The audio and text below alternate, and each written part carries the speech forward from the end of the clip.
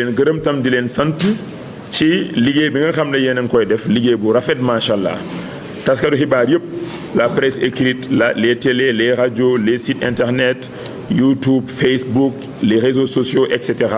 Vous faites partie de cette communauté qui permet à la population d'avoir l'information d'avoir surtout aussi la bonne information donc maa leen ci gërëm di leen ci sant yéen ñëpp ci seen teewaay ak liggéey bi ngeen di def ma bëggoon ne nag campagne électorale bi pour ñun pratiquement jeex na ndaxte suba rek moo ci des mais dañoo décider def suñu conférence de presse tey pour waxtaan ak askan bi waxtaan ak journalistes yi pour tënk rek li nga xam ne jot nañ ko def ci campagne électorale bi ñun nag commencé nañ nag avant campagne bi di def ay échange pré-campagne la woon comme ñëpp nañ ko doon defee waxtaan ak askan bi bin ma choisir ma nekk candidat ñu ne ma yaay nekk candidat Benno Bokk Yaakaar waa Benno yëpp booloo nekk benn amuñu beneen liste parallèle amuñu dara ñëpp ñoo booloo ne Amadou Hott yow leen bëgg nga nekk suñu candidat ñoom ñoo waxtaan seen biir kenn forcé wu leen man nangul leen ko ndax bëgg yëmbal ndax gëm yëmbal ndax xam jafe-jafe yi nga xam ne am na fii ci yëmbal mënuñu rek am maire boo xam ne day doxalee doxalinu classique mooy nga am budget bi rek jël fonctionnement presque 90% nga def ko ci fonctionnement 10% rek nekk ci investissement doo wuti ay partenariat ci biir réew mi wala ci bitim réew doo lëkkaloo tam ak nguur gi ndax say projet yi nga xam ne xaalis bu bëri moo ko war a def li mel ni inondation yi pour mu jóge fi yu mel ni ndox mu tilim mi nga xam ne da nga koy tuur ci mbedd yi loolu lépp pour mu jóge fi ñu defaat fi ay tali karo defaat fi ay canalisation loolu yëpp nag état moo ko mën a dimbali waa mairie donc il faut que mairie lëkkaloo ak état di waxtaan ak état diis ko ay soxlam ndaxte état jàppale ko te man loolu laa nekkoon sax di def te nekkuma maire sax mooy tay ngeen fiy gis mbedd Thierno Ndiaye ba mbedd Fass ak mbedd Gaynde ak yeneen mbedd yi ñu fi def 5 kilomètres loolu président de la République Macky Sall moom moo son excellence Macky Sall moo nu ko may ñoo def plaidoyer soo amee maire boo xam ne nag moom xalaatul yooyu sax mënul def yooyu sax moom ci boppam loolu sa commune du am avantage mën a am yenn investissement yi te ñun suñu plaidoyer itam yemul rek ci nguur gi ci partenaire au développement coopération internationale ci fondation yi ci àdduna bi def ay jumelage tam ak yeneen mairie ci gox yu mag yi ñoo xam ne ñoo nu ëpp alal fuuf te bëgg def jumelage ak ay communes yu mel ni suñu commune pour jàppale nu ci fànn su ne nag lool ñun moo tax aussi ñu jóg pour defar yëmbal parce que fii lañ juddoo màggee fi yaroo fi kër gi ñu nekk di def sunu conférence de presse fii te mu nekk centre Sidi Hott ñu fiy former ay ndaw di fi joxe ay cours de rattrapage formation professionnelle di fi am bibliothèque ak salle informatique ak lépp ñu fiy daje kër gi am na ñeent fukki at ak juróom-ñeent maag moom ñoo tolloo maa ngi magee kër gi rek ñaari weer laa ko magee mais kër gi jagleel nañ ko waa yëmbal ba pare ma am ci tam sama appartement dëkk fii ci kaw di yeewoo fii di dem di liggéey contrairement à certains dëkkun fi nekk fi nag ay maire loolu bëri na fi mais man nag fii laa dëkk ci yëmbal sawar fi nag dëkk ci yëmbal di jël terrain bi dem di liggéey di ñëwaat di ñaax ñëpp tam jël terrain bi ku bëgg a liggéey dem ñëwaat loolu amul benn problème ñun nag problème yu yëmbal yi nag dafa nekk problème yu rëy yoo xam ne comme ni ma ko waxee maire classique mënu ko defar am na ñu doon ne waa Amadou Hott moom dem na ba vice président baat la woon dem na fu ne ci adduna bi mooy ministre économie genre ministre bu mag la genre entre guillemets dafay presque wàccee boppam ñëw di nekk maire yëmbal sud loolu ñi koy wax danoo xeeb waa yëmbal te man xeebuma waa yëmbal te waa yëmbal tam xeebuñu seen bopp waa yëmbal sud danoo am fulla ak fayda fii ay mag ñoo fi sanc yëmbal def fi ay ñaan kilifa diine boo gis ci Sénégal fii wala tarixa boo fi gis am na say représentant fii ci yëmbal sud am na kër macha allah fii ci yëmbal sud ak tarixa nag boo mënta jël tam donc yëmbal dañ koo ñaanal yëmbal macha allah pour man ñaan bi nangu na lan moo des mooy waa yëmbal fagaru année bii jël maire boo xam ne macha allah wane na lu mu mën fu ne ci àdduna bi balaa macha allah président Macky Sall di ko wóolu indi ko fii ci Sénégal ndax mu jàppale ko ci liggéey bi nga xam ne moom mu ngi koy def pour Sénégal jëm kanam li ma fi indi mooy jàppale njiitu réew mi sunu leader président Macky Sall jàppale ko ndax sunu réew jëm kanam ci loolu nag mën naa si jàppalaale itam yëmbal sud ndax yëmbal sud ñu defaat ko mu nekk yëmbal sud bu bees ndaxte jàngoro yi fi am dafa bari du docteur bu ndaw moo mën a faj jàngoro yi li docteur la boo xam ne faj na ay jàngoro fu ne nekk généraliste nekk spécialiste mën chirurgie mën lu ne loolu mooy tax nga faj problème mu Yeumbeul Sud ndax jàngoro yi nag dañ ko faj ci sunu programme bi nga xam ne ñu ngi koy def moo tudd accès mooy programme bu Yeumbeul bu bees accès mooy nga jot ci ndax ci lu bëri waa Yeumbeul jotuñ si ñu indi programme boobu nag acronyme bi accès la A bi mooy assainissement C bi mooy cadre de vie nooy dundee nooy nekkee ci gox ak infrastructure beneen C bi mooy culture lépp lu jëm ci cosaan ci aada ak diine wante itam loisir ak sport mooy neex am bànneex quand même def loisir mooy foo tuuti ndax xale itam bëgg na loisir parce que soo liggéeyee nga stressé bëgg nga am loisir itam sa gox fi nga dëkk sport bi itam dafa am solo muy football bi muy lutte muy basket muy karaté muy judoka muy yateka ak lu mënta doon daal lépp daal mu ngi ci sunu programme bi war a nag defar ay infrastructures sportives parce que Yeumbeul noo koy gisee amul benn terrain gazon fii amul terrain gazon da nga koy dégg rek amu fi zéro te loolu nag war na fi deñ ñu man nee naa ne bëggatuma benn xale di football ci mbedd ci terrain suuf ay xottu butéel di ko jam wala ay xeer di ko xoos loolu war na fi jógee incha allah te loolu dinañ ci liggéey terrain naataange defaraat ko terrain de foot ak gazon ak gradin terrain central bi tam liggéey ci defaraat ko mu nekk terrain de foot bu baax nga xam ne sunu ndaw yi dootuñ soxla dem ay Alassane Djigo wala dem ay terrain Malika di fa football yi ñu am seen stade fii ci Yeumbeul Sud ñun loolu dinañ si jóg ba loolu am incha allah encadré itam lutteurs yi wutal leen ay activités génératrices de revenus nga xam ne du ñu dépendre kese ci ay combats de lutte tàllal ñëpp loxo nag ndaw Yeumbeul yëpp tàllal leen loxo ñu liggéeyandoo jigéen ñi tam gën leen a jàppale ndaxte jàppale na leen ba pare loolu mooy tax mu xuus ci entrepreneuriat ak emploi entrepreneuriat nag dañ lay former nga dem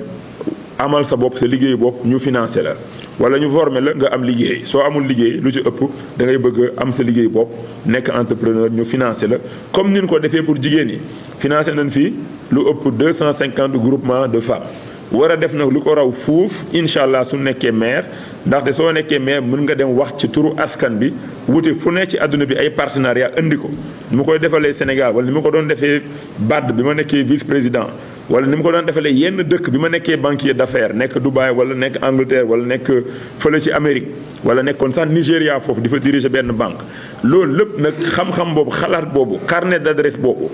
ak ñëpp ñu nu xam te naw nu nag xam ne ñun ay liggéeykat la macha allah saa bu du fóot boppam nag mais soo demee ci internet di nga gis soo wootee fu ne fi ma jaar dan lay naan kooku yar ak teggin lañ ko xamee macha allah ak xam-xam ak liggéeykat la moom du sonn ci liggéey loolu man li ma bëgg mooy liggéeyal Yeumbeul ndax ñu soppi nekkin bi ndax lépp gën a mën a jaar yoon santé bi tam ñun am na liñ ci nar a def lu rëy couverture maladie universelle bëgg nañ ñëpp am ko ci Yeumbeul majorité de la population 70 wala 75% bëgg nañ tam am ay partenariat ak ay hôpitaux nga xam ne doomu Yeumbeul bu am benn problème boo xam ne mënoo ko fajal sa bopp li lay laaj dafa cher ci hôpitaux yi ñu wàññil la non seulement prix bi wante tam mairie tam jàppale la ci dans le cadre de l'action sociale de la mairie comme ça nga mën a faj sa bopp wala faj sa doom wala faj sa waajur boo xam ne dafa feebar donc loolu moo nekk ci partie santé bi ak action sociale éducation tam dafa am solo abandon ñii di bàyyi teel a bàyyi école mairie bëgg na lëkkaloo étudiants yi wala enseignants yi pour que ñuy jox ay cours de soutien cours de rattrapage comme nun koy defee fii ci centre Sidi Hott am yeneen centre fu ñu ko defee itam ndax xale yi mën a continuer seen njàng ku teel a bàyyi itam fekk vraiment tu n'as pas le choix ñu mën la defal formation professionnelle nga am métier boo xam ne di nga mënal sa bopp di daan sa doole moo tax itam naataange foofu dina fa defar itam centre de formation professionnelle boo xam ne dina former 400 ndaw at bu jot incha allah te loolu projet gouvernement bi la maa ngi doon def plaidoyer ba lépp sotti na en tant que maire nag bëgg naa lancer travaux yi maquette bi tey ci ngoon dinañ ko wane ci sunu meeting de clôture ñu gis centre boobu nan la war a mel terrain de foot nan lay mel et cetera war a am ay terrain de basket nee naa fu ma joxee 800 mètres carrés fu ma gisee 800 mètres carrés ci koñ boo xam ne vraiment amul leen fi ngeen fubalee xale ñu def fa mini foot day am mini foot am terrain 90 mètres yi nag mooy nekk nag terrain central naataange ak feneen sax marché itam parce que Yeumbeul marché Lambada la am ñoo ko bokk ak Yeumbeul Nord buun li fa nekk ci yàlla xam doy na donc Yeumbeul soxla na benn wala ñaari marché yoo xam ne waa yëmbal dinañ xam ne lii moom seen marché la. fu ñuy jëlee terrain bi nag mooy site yoo xam ne c'est abandonné soo demee ci yëmbal da nga gis ay kër yoo xam ne dañ ko bàyyi dañ ko abandonné état bi fay na seen i borom jox la leen yeneen i kër mairie war na ko mën a jël ñu def fa assainissement def fa li fa war a def nga xam ne ndox mi su ñëwee dootul taa def fa ay marché def fa ay infrastructure yoo xam ne commune la sociale la ñëpp mën ko njëriñoo ci yëmbal. En tant que maire du ma jaay benn terrain de Yeumbeul Sud ça c'est clair terrain suuf suñu fi gis infrastructure sociale lay doon commune lay doon wala infrastructure économique mel ni marché wala ayu demee noonu loo xam ne vraiment dina njëriñ askan bi ñun loolu moo tax vraiment ñu jóg. donc maa ngi vraiment nag regretter li nga xam ne moo fi nekkoon violence yu fi amoon ñun de suñu camp kenn du njëkk a indi violence ñun loolu mooy suñu règle loolu la doo njëkk a indi violence vraiment ñun loolu duñ ci ànd dañ bëgg ñëpp voter ci jàmm ku mën sa morom nga def li nga war a def ku mën ci urne nga koy wone mais du wone ay doole ci mbedd bi wala di sànni ay xeer et cetera loolu du benn yoon te ñun danoo ñaawlu loolu ba fu mën a yem ndaxte yëmbal tam bu bees loolu da cee ànd pas de violence plus de sécurité kaaraanga gën a yokk ñu soppi xel yi ak xalaat yi comportement yi parce que soo demee na di def ay infrastructure ngay développer sa commune ba pare nag population bi tam toujours am yenn comportement loolu moom baaxul moo tax itam dañuy def plaidoyer en tant que maire nan def plaidoyer yu mel noonu def ay caravane sax di ñaaxtu population bi jeunes yi waxtaan ak ñoom que ñëpp vraiment am yenn comportement yoo xam ne yeneen commune dañu ciy naw man sama yéene ci yëmbal mooy lépp li nga xam ne lu baax la yëmbal jiitu ci excellence bëgg naa yëmbal jiitu ci suñu équipe football bëgg naa ñuy dem ba national di gagner bëgg naa sax ñu am fi équivalent d'équipe boo xam ne comme ay jaraaf la wala ay GA wala yeneen équipe yu mag yi muy jóge fii si yëmbal UFI par exemple war nañ ko mën a jàppale ba mu mel noonu soobee yàlla lépp loo xam ne njàng la tam wala loo xam ne affaire artiste la wala lutteur la bëgg naa ñuy am ndam man li bëgg mooy yëmbal di am ndam dans tous les domaines te loolu war na mën a nekk il faut ñu gëm suñu bopp ñu xam ne kenn ëppale ñu fi dara ñun ñëpp ñoo yem suñu juddoo quel que soit nag background bi nga am bi ngay juddoo yàlla ñëpp la fi nekkal donc da ngay gëm sa bopp am discipline wuti xam-xam ndaxte dem nañ fu ne ci àdduna bi mais fii lan juddoo fii ci yëmbal on est des yëmbal waa dem ba Wall Street dafa nekk ay kilifa yu mag ay banquiers yu mag te ñenn jóge ay pays développés yoo xam ne seen dëkk moo gën a avancé suñu dëkk mais loolu yàlla moo nu ko defal donc doomu yëmbal bu ne am nga war nga mën a am lu mel noonu tam man loolu laa gëm donc na ko waa yëmbal gëm ngay jigéen ngay góor ngay mag ngay ndaw joxeel toujours le bon exemple donne le meilleur de toi-même incha allah mairie bi sera aux côtés des populations ñun on sera maire boo xam ne on est à côté de la population faciliter la vie pour la population moo tax mairie itam dañ koy moderniser dañ fay def digitalisation kuy wut carte d'identité kuy wut carte certificat de naissance wala ngay wut état civil en tout cas dañ koy digitaliser nga xam ne mun nga toog sa kër sax def sa demande mu fekk la fa wala nga imprimer sa bopp ak leneen ki leneen collecte des recettes de la mairie dañ koy digitaliser nga xam ne lépp day nekk dans la transparence 100% des recettes mu delluwaat incha allah ci waa yëmbal lu mu noonu ma bëggoon tam def quelques annonces rek def caravane bu fiy jógee ay 14 heures yooyu dem ba naataange ñu def suñu métier bu nice incha allah ci jàmm ñu wax fa li ñu fay wax xamal askan bi li nga xam ne mooy suñu programme